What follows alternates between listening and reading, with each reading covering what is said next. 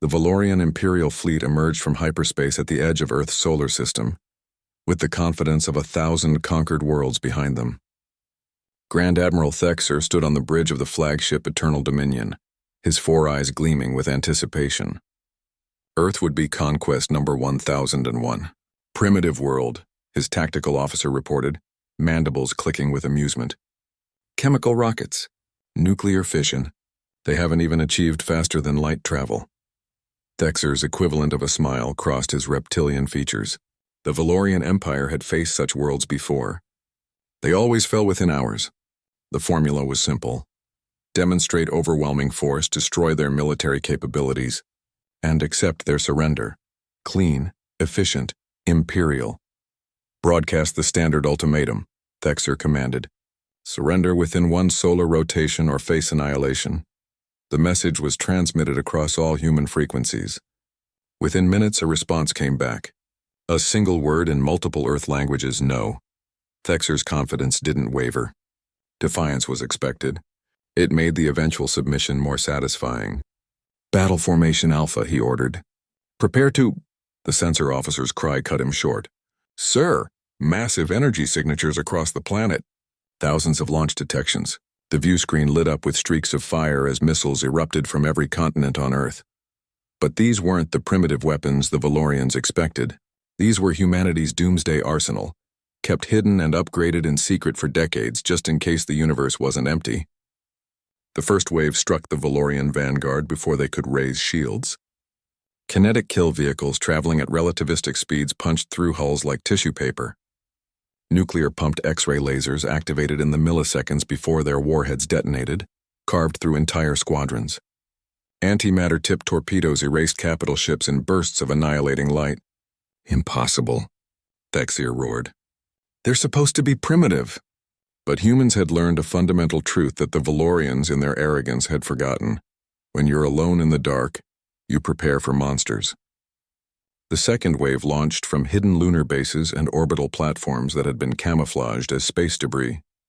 Railgun slugs accelerated to phenomenal velocities tore through the Imperial formation. Swarms of autonomous combat drones, each carrying enough explosive power to level a city, descended upon the fleet like metallic locusts.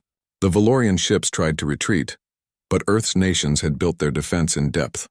Mines seeded throughout the orbital approaches detonated in cascading chains. Laser arrays hidden in satellites and ground installations created killing fields of coherent light.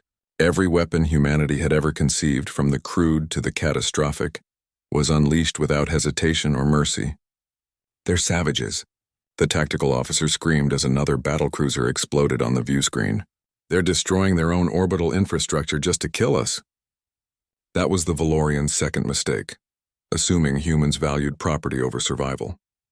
Commander Sarah Chen watched from Deep Space Defense Command, buried 3 kilometers under the Rocky Mountains. The tactical display showed the carnage in cold clinical detail. Red icons, Valorian ships blinked out one by one. All units maintain firing patterns, she commanded, her voice steady despite the magnitude of destruction she was orchestrating. No survivors, no mercy. We can't let them report back. Because that was humanity's greatest advantage, the Valorians thought this was a conquest. Humans knew it was an existential war. The Eternal Dominion shuddered as a nuclear mine detonated against its shields. Thexer stumbled, his supreme confidence shattered like the viewport that suddenly cracked under the strain. Full retreat, he ordered.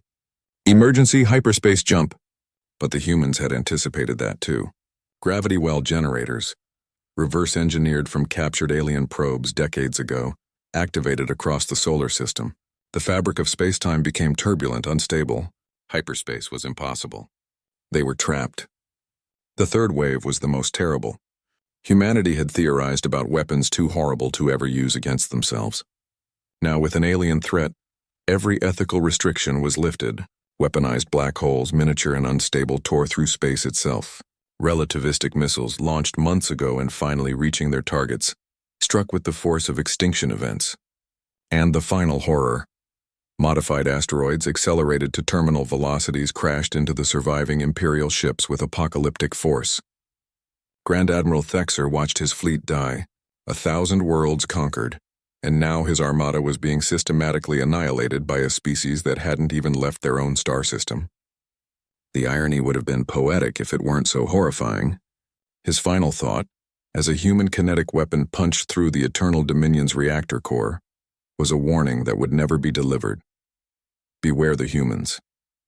They don't fight for honor or glory. They fight for survival, and they are very, very good at it. The battle lasted 6 hours. When it ended, not a single Valorian ship remained intact. Debris fields orbited Earth like temporary rings, a monument to humanity's first and most decisive interstellar victory. Commander Chen surveyed the aftermath. Billions in infrastructure destroyed, thousands of satellites gone. The orbital economy would take years to rebuild, but Earth stood free. "Ma'am," her second-in-command said quietly, "the world leaders are asking when we can stand down." Chen looked at the empty space where the Valorian fleet had been. Somewhere out there, the Empire still existed.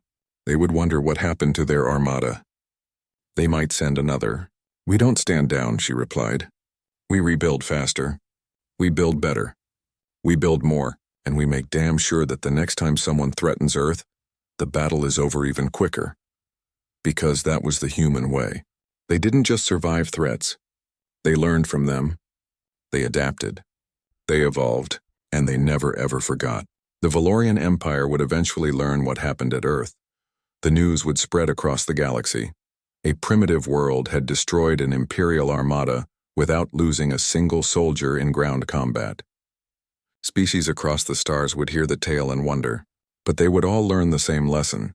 Humanity might be young, might be confined to one small world, might seem weak and divided, but threaten their home and they would unleash hell itself without hesitation, without mercy, and without regret. The age of human isolation had ended. The age of human defiance had begun, and the galaxy would never be the same.